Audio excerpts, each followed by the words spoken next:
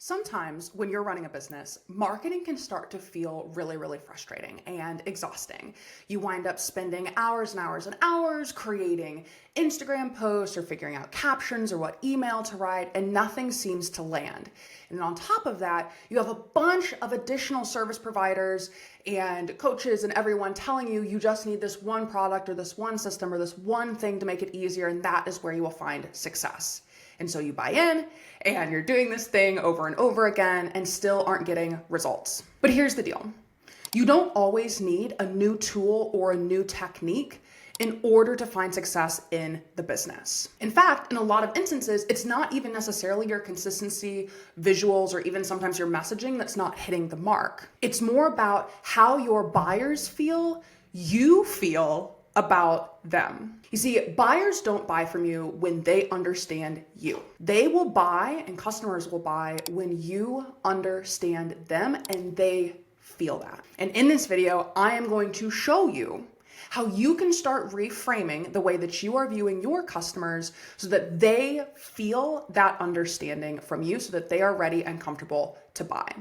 I'm not going to tell you to get a new tool. I'm not going to tell you to send an additional 400 emails a month. None of that. I am just going to help you reframe the way that you are viewing your customers and clients so you can stop forcing the sale and actually start building a brand and business that attracts the kind of people that you want to be working with. But before that, if you're new here, my name is Hunter Myers and I am the face and mind behind Verger Design Co. Through strategy-led design, I help bold founders build magnetic brands that sell with confidence and clarity. And around here, we treat branding a little bit like dating, which you're gonna get an inside look at today, because both require chemistry, commitment, and a really good first impression. So if you have been feeling really burnt out and exhausted from all of the selling that you're trying to do and the convincing that you're trying to do and the performing that is happening, I promise this video is for you. I'm going to show you exactly how you can use what you already know to make marketing your business and your brand a hell of a lot easier. And by the end of this, my goal is for you to step away from that transactional marketing and into more of a relationship or relational marketing perspective. So let's dive in. So before we break down this framework that I'm going to be teaching you, we have to address the fact that burnout happens in business. We oftentimes start our businesses with a ton of passion, right? We are excited, we're showing up, we're trying all these new things, we're starting to get some feedback and traction, and it's feeling good.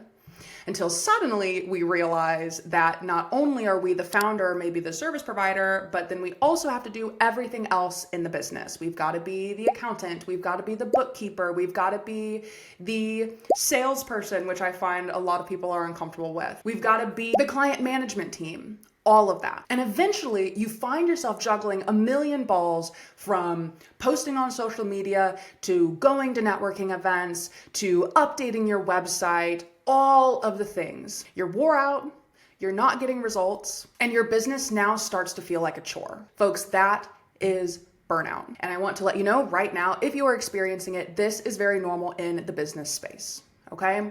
It's normal in corporate as well. But it is especially prevalent here in business when we as business owners are doing so many of the roles to keep the business alive and thriving. And when you are in this phase, you'll oftentimes, especially if you're anything like me, because I have been there, catch yourself looking for any kind of proof that you are being successful. So you start to obsess over notifications. You start to wonder, are people commenting? You start to look, okay, how well is my stuff converting? And it becomes very transactional. And unfortunately, that transactional feel that we wind up having with our marketing bleeds over oftentimes into the way that we treat our customers. And do you know what happens when customers feel like a transaction? They don't want to buy. They get uncomfortable, they don't feel like you care about them, and they feel like a number, and no one likes feeling like that. I want you to think about even when you've walked into a store, right? And immediately you can sense the desperation of the person at the front who's like, hey, is there anything I can help you find? Is there anything you need? Let me know if there's anything that I can do for you. And then the customer's just like, No, just looking, we're just looking, don't mind us. You can feel that discomfort. The customer can feel the desperation. They feel like a number to you, and that is not the goal if you want long-term business success and to increase your customer lifetime value. Now, if you don't know what customer lifetime value is, that is essentially the amount of money that a customer is going to spend with your brand over their, I'm going to call it lifetime, or all the times that they are interacting with your business and buying from you. And the goal here is that in increasing your customer lifetime value, you are able to decrease the amount of money that you are spending on marketing efforts, okay? You will also wind up decreasing the amount of time and energy that you are spending on those marketing efforts if you can follow this framework, which is a relationship-based method. And again, you will just be taking the information that you have already learned in your life and applying it to business. Because connection is one of the most important parts of maintaining a relationship, whether that be a relationship that you make on the street or a relationship that you are building with a customer. And I know that sometimes it can be really tempting to want to hide behind a brand instead of show up and form an actual human connection with someone. But truly, gone are the times of hiding. People are craving human connection. They trust businesses and brands less and less and less. And so as business owners, as we enter this next era of business, it is our job to actually forge and build genuine relationships with our customers. And that is what builds that connection. And that connection is the key to business success. So let's dive into this framework, and I will tell you exactly how you're going to be applying what it is that you already know to your business and how you can start leveraging that to be more successful, to get out of the burnout and start building real connections with your clients and customers. So in order for this to work, I'm going to encourage you to pause for a moment and picture your customer as a date. Now, you may be thinking, Hunter, that is really freaking weird. And I get it, but just hang on. Because all a business is relationship building. And if our goal is to forge a long-term relationship with a customer, one of the best ways that we can do so is by leveraging the same skills that we have seen, whether it be in movies or on TV, experienced ourselves, or witnessed from other people around us who have had healthy romantic relationships. You will go through the exact same phases with a buyer that you would with a date. You've got to get their attention. You've got to flirt with them for a little bit. Let them know that you're interested. Let them know that you can help them. You've got to go on that first date. They've got to get to your website and figure out, okay, is this someone that I want to work with? Or they've got to have a conversation with you. Sometimes you've got to woo them for a bit longer than you would someone else. Then there's the marriage, right? Which is the sale. This is when they finally buy something from you. But as I'm sure many of us have heard, a happy marriage doesn't end the day you get married. You have to keep putting work in. And that is how you reach these anniversary milestones and build a long-term partnership that is mutually beneficial. Now, I'm gonna break down each of these steps in this framework. So to do this in your business, we have already established that we need to start viewing our customers like romantic partners, not in a weird way, don't make anybody uncomfortable, okay? But we're just reframing the way that we are thinking about them. Then what we need to do is, okay, we now are in this mindset of customers are dates. I need to win them over. I need to make them feel valued. I need to show up as a good date instead of a bad date. I'm sure many of us watching this have been on a bad date. I know I've been on my fair share, and I know exactly what I want to feel and what I don't want to feel. And your customers do too. So the first step in this process is all about discovering your type. You cannot go out there and try to market to everyone. That's like going into the bar and saying, you know what, I'll go home with anybody tonight.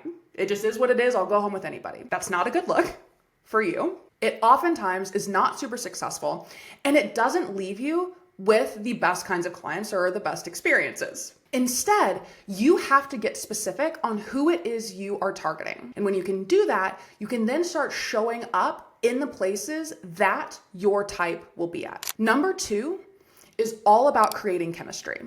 So now you know your type, we've got to figure out how it is that you can create that chemistry between you and them. What do you guys have in common? What is something that really interests them? What is something that makes them feel valued that you already do or can do? How can we position you as the best option? I oftentimes tell people to think about, if you've ever seen The Bachelor, your business is no different than one of the many contestants on The Bachelor. You are competing against a number of other options that your buyer, or whoever the kind of host is of the show, whoever is the bachelor or bachelorette, is there trying to determine which is the best option for them. And so your job in this creating chemistry phase is to prove to them, without being over the top, because we don't want to scare them off, right? And we don't want to make assumptions either.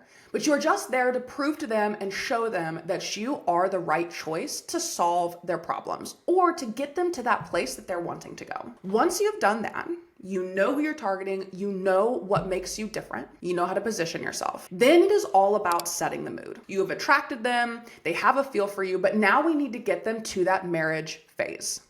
We need to get them as comfortable as possible with us so they are ready to buy. Now, a lot of businesses will try to rush this phase of it, okay? And I promise you don't want to do this. Studies have shown that it can take sometimes up to 50, if not 100 interactions with a brand before someone is ready to purchase. And in this setting the mood phase, we are removing friction from those touch points in order to make it easy to move on to the next. Some of these instances, it's just interacting with someone on social media, not selling to them, but showing genuine interest in whatever they're doing.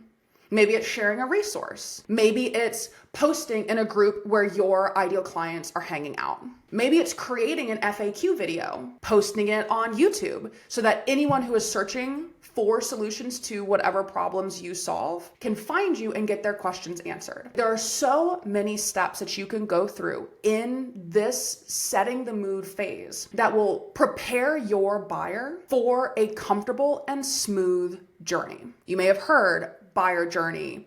You heard me mention touch points even. These are interactions between a buyer and your brand. And your job as a business owner is to think about these ways that this person can show up and feel very comfortable with you. I'll give you an example. I partnered with Good Judy's Bagel and Espresso Bar. If you want to see the video breakdown of what that branding looked like, you can click up there in the corner to do so. But we discovered that some of their target audience was going to be stay-at-home moms and moms in the area who hadn't ever heard of their business before. Because one of the main issues that they were going to be running into is they were a new business coming up against some pretty established giants in the industry in their town. And so we needed to make their brand as appealing as possible to get people in their door. And so we talked about what are ways that we can show up for these moms to make the process of buying really smooth.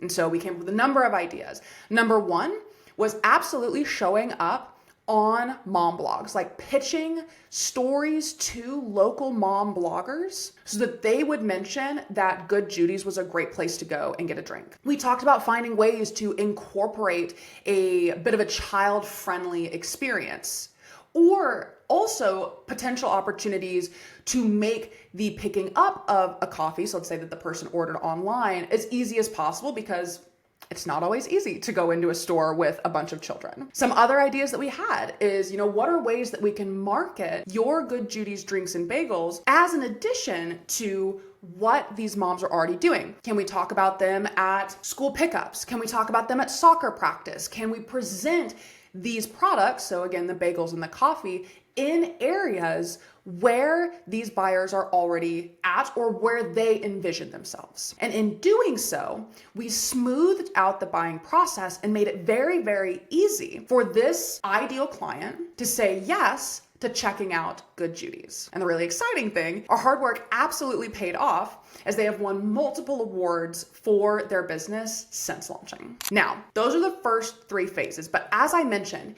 a marriage doesn't stay happy if we don't keep working on it. And this is where most brands fall off. And if you can do this step, this will set you so far apart from your competitors and will really elevate you and the way that you are seen by your buyers. This is all about building and creating and then maintaining that happily ever after. So what are you doing with your clients and customers to stay connected with them post-purchase? Because it is so much easier to sell to someone who has already bought from you than it is to sell to a new prospect. And so what are you doing to maintain the relationship with your buyers post-purchase to show them that you still care about them and they mean more to you than just a number? So for me, I'll reach out to past clients, see how things are going. I follow them on social media and cheer them on when they've received awards or when they accomplish something really exciting that I know they were working on. I offer additional coffee chats so that we can meet up and see how things are going for them. I've even in the past sent little packets of stickers with their new logos since I'm a brand designer. Like, these are all things that I do in my business to make sure that my clients know they mean so much more to me than just what they initially paid me. And to let them know that I am here to support their business and them in any way I can, even if it's maybe not me doing work for them, but referring them to someone in my network. You can be doing the exact same things with your clients and customers. There are so many opportunities for you to go a little above and beyond for them, to make them feel special, to make them feel taken care of. And if you can do that, you greatly increase the likelihood of these customers returning to you. One of my favorite examples of a business that does this spectacularly well is Chewy. So if you have ever ordered from Chewy or if you know of Chewy, you have experienced this, I'm sure, yourselves. But if not, and you don't know what Chewy is, they are a pet supply brand. And something that's really special about what Chewy does is they actually, when your pet passes away, if you have not canceled your subscription, and even if you have and you mark that your pet has passed away, they will send you a card, they will send you flowers saying, like, we're so sorry for your loss. If you have purchased something, you can't send it back, but they will refund it for you. That lasts oftentimes like dog food or cat food because you've forgotten to cancel it. And this experience, this taking care of people, makes customers feel so much more loyal to Chewy's brand. And what is smart is Chewy knows that most people are going to get another pet at some point. And so by investing a little bit of extra time and even money into this phase of the process and showing that they care for their customers more than just a purchase, right? Because if someone loses a pet, they're not going to be buying any stuff from them for a while, at least until they get a new pet. But by doing that, those customers are far more likely to return to Chewy, if not tell people about what Chewy has done, increasing brand recognition, increasing brand loyalty, and ultimately increasing their profits. You can do this for your business. You just have to start thinking about your customers as people you are in a relationship with. And again, I encourage romantic relationship because it makes it very easy, instead of treating them like a transaction. Now, if you are watching this and are thinking, okay, like, this was a lot, I get it. But I promise you this is easier to implement than you think it is, because you've already proven to yourself in the past that you know how to do these things. You are just applying it to another realm in your life. So I encourage you, think about which of these phases you are in. Are you still figuring out your type? Are you maybe in the phase of creating chemistry? Have you positioned your brand and now you're like, no, we're setting the mood. We're trying to get buyers now. Or have you started to secure a lot of buyers? You've proven your offers, but now you want to figure out how to get them coming back. I offer a quiz that I will put in the description that will help you figure out what phase you are in if you are unsure. So feel free to take that and think about where you can be improving your business and where you can focus for the time being to start making your marketing more relational as opposed to transactional. And remember, the key here is just to show that you care. If you can show your customers and clients that you care, which I will say, the non-glamorous part is this will take work. I'm not here giving you the solution for you to make $10,000 in 2 hours, only working 30 minutes a week. That's not who I am. That's not how business works. But I am here to be honest with you. If you can show that you care about these customers, they will return the favor to you. Now, if you liked this video and want to continue learning more about the ways that we relate dating to branding and how you can start implementing this in your business to build stronger relationships and be more successful, hit the subscribe button, share this with friends, like, comment. If you have questions, I will engage with you in the comments to help you out. And also feel free to connect with me me on Instagram. We can chat more there. Like, I just want you to be successful in your business. And I want to be honest with you about how this stuff works and give you a heads up in the way that the market is shifting so that you can be prepared and ahead of the game as we move into this next era of business. That's all for now. I will see you in the next one.